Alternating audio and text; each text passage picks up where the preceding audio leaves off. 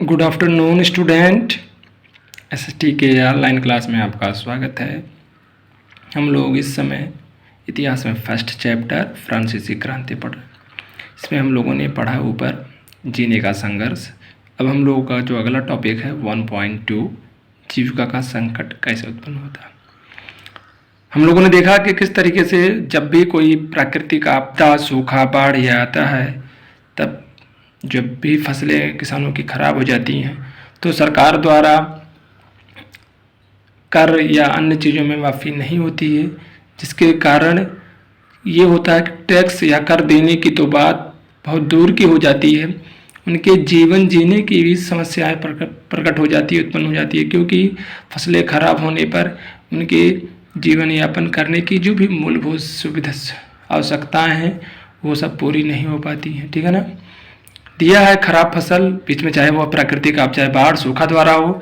अब क्या है, गरीब गुरबा पाव रोटी भी जो मतलब फ्रांस का मुख्य भोजन था पाव रोटी, वो भी नहीं मिल पाएगा।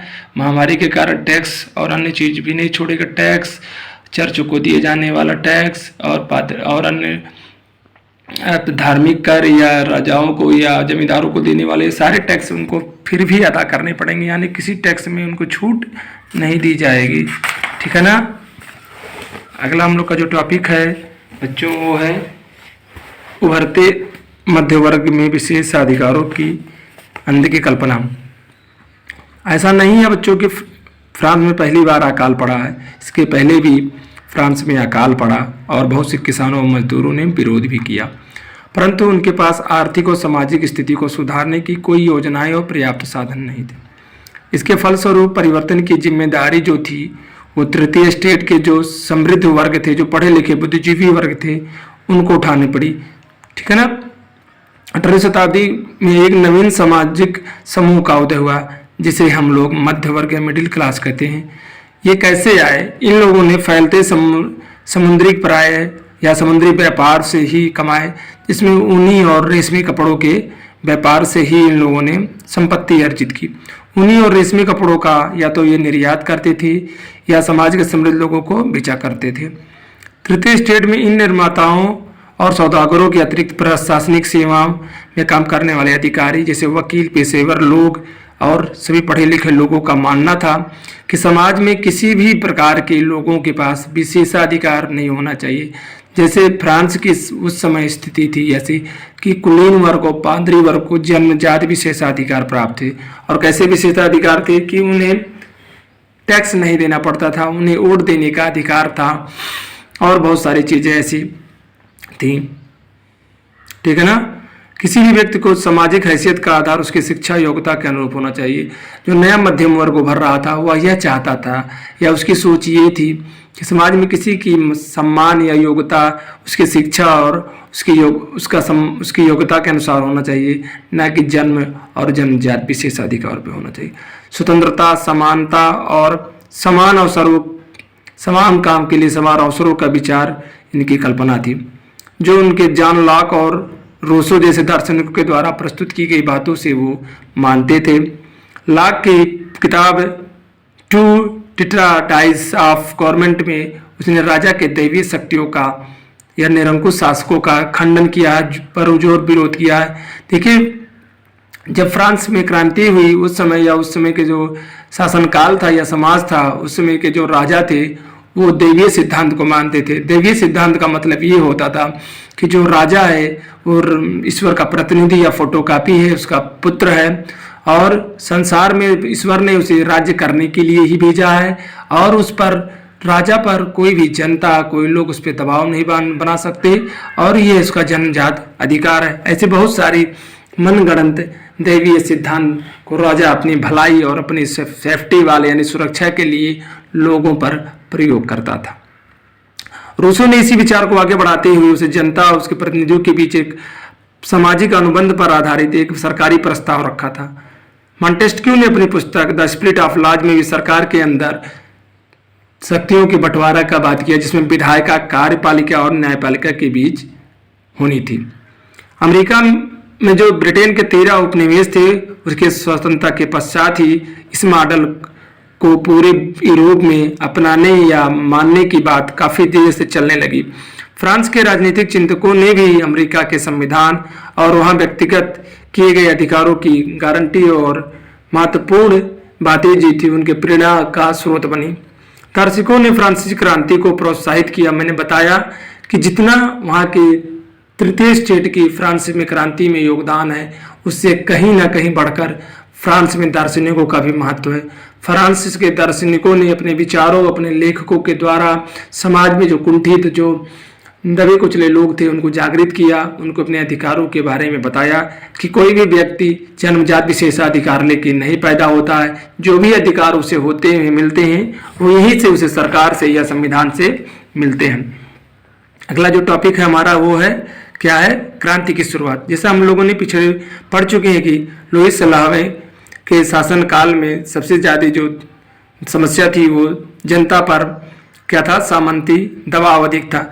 जब लुईस 16वां शासक बना तो उस समय सारा खजाना खाली हो चुका था और उसने अपने खजाने को भरने के लिए पुनः नए काम किए। इसके पहले प्राचीन काल में फ्रांस के जो राजा होता थे वो अपनी मर्जी से कर नहीं लगा सकते थे। जो भी कर लगाना होता था उसे नया कर, तो उसे स्टेट जर्नल की बैठक बुलाकर नए करों की प्रस्तुति या मंजूरी लेनी पड़ती थी। लुईस 16वें के शासनकाल में मैंने बताया अभी कि राजकोष खाली हो चुका था और वह मजबूरी या मजबूर होकर उस राजकोष को भरने के लिए नए कर लगाने के लिए मजबूर हो गया। और इसी के लिए उसने तुर्को नाम के एक विशेष व्यक्ति जो काफ़ी अर्थशास्त्र के मामले में जानकार था, उससे अपना वित्त मंत्री नियुक्त किया। तुर्गो जो था वो 1774 से 1776 ईस्वी तक फ्रांस का वित्त मंत्री रहा। तुर्को में, जैसे मैंने भी बताया, तुर्गो अर्थशास्त्र का काफ़ी ज्ञानी व्यक्ति था, प्रतिभाशाली और साहसी व्यक्ति था। वित्त मंत्री के पद पर बैठते ही उसने पहला रूल ये बनाया कि जो वर्साय और राजा हैं, वर्साय के महलों में रहने वाले अधिकारी, कुलीन और पादरी वर्ग हैं, इन लोगों को जो अत्यधिक खर्चा करते हैं उनके खर्चों पे कटौती की जाए और घाटे की पूर्ति के लिए नए करों या समान करों की बात की जाए। यानी जो कुलीन और पादरी वर्ग को जिसको विशेषाधिकार के द्वारा टैक्स ना देने की बात की गई है, उनको भी टैक्स देने का प्रस्ताव रखा था। जब यह प्रस्ताव राजा के दरबार में प्रस्तुत किया गया तो कुलीन और पादरियों ने इसका विरोध किया और विरोध करके उसे राजा को भड़काकर तुर्गो को उससे हटा दिया। 1776-1781 में बेगर ने मंत्री पद संभाला।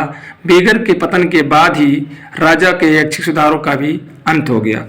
फ्रांस के लुईस 16वां ने 5 मई 1789 को नए कर के अनुमोदन के लिए स्टेट जर्नल, जिसे हम लोग वहाँ के संसद कहते हैं, की बैठक बुलाई।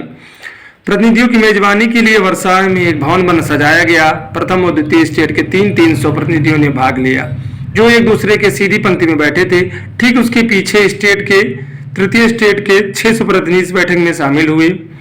तृतीय स्टेट के प्रतिनिधि समृद्ध और शिक्षित वर्ग द्वारा लिए गए थे। इस बैठक में महिला, श्रमिक और किसानों का प्रवेश प्रतिबंधित किया गया था।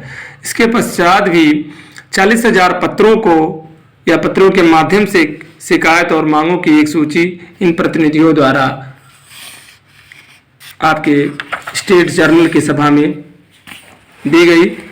लुईस 16वें ने नियमों के अनुसार प्रत्येक वर्ग के एक मत का एक अधिकार या एक वोट एक मत की बात कही, परंतु जो तृतीय स्टेट था उसने इस बात को खंडित कर दिया और कहा नहीं, हमारी संख्या जो है वो ज़्यादा है, इसलिए एक व्यक्ति एक स्टेट नहीं होगा, बल्कि जितने व्यक्ति उतने मत होंगे। इसकी बात की और इसकी चर्चा रूसो ने अपनी पुस्तक द सोशल कॉन्ट्रैक्ट में भी प्रस्तुत की है। राजा के इस प्रस्ताव को तृतीय स्टेट के लोगों ने खारिज कर दिया और वो नाराज होकर स्टेट जर्नल की सभा को छोड़कर चले गए।